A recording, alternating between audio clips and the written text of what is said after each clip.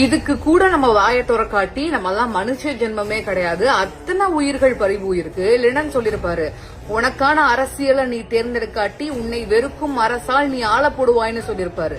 தயவு செஞ்சு எல்லாரும் போராடணும். இங்க மன்றாடுறதுனால ஒரு இதுவும் நடக்காது. தயவு செஞ்சு போராடணும். சேகுவாரா சொன்ன மாதிரி எல்லாத்துக்கும் போராட கத்துக்கோங்க.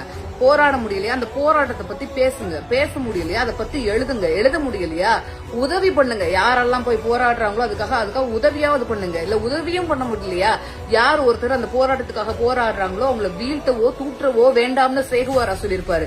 இங்க என்ன நடக்குதுன்னே தெரியல. தமிழ்நாட்டுலதான் இருக்குமான்னு தெரியல. தமிழக மக்களுக்கு பெரிய ஒரு நல்ல பழக்கம் இருக்கு. தனக்காக உதவி செஞ்சவங்களுக்கு தனக்கு நல்லது பண்ணணும் அப்படின்னு சொல்லிட்டு வந்தவங்களை தமிழக மக்கள் அவ்வளவு சீக்கிரமா மறந்து போயிடக்கூடிய அளவுக்கு சுயநலமானவர்கள் கிடையாது. பெரிய நன்றி உணர்வே இருக்கு. இங்க வந்துட்டு உண்மை என்ன நடந்துச்சு அப்படின்னு தெரியாம பேசுறாங்க பல பேரு. உண்மை என்ன நடந்துச்சு அப்படின்னு தெரிஞ்சும் பேசாம இருக்காங்க சில பேரு. ஆனா இவ்வளத்தையும் தாண்டி காலம் நிறைய போராட்டங்களை கொடுக்கும். நிறைய போராட்டங்களுக்கு பிறகு நல்ல ஒரு தலைவனை கொடுக்கும். அப்படியே பெரிய நம்பிக்கையோட தான் நான் இருக்கிறேன்.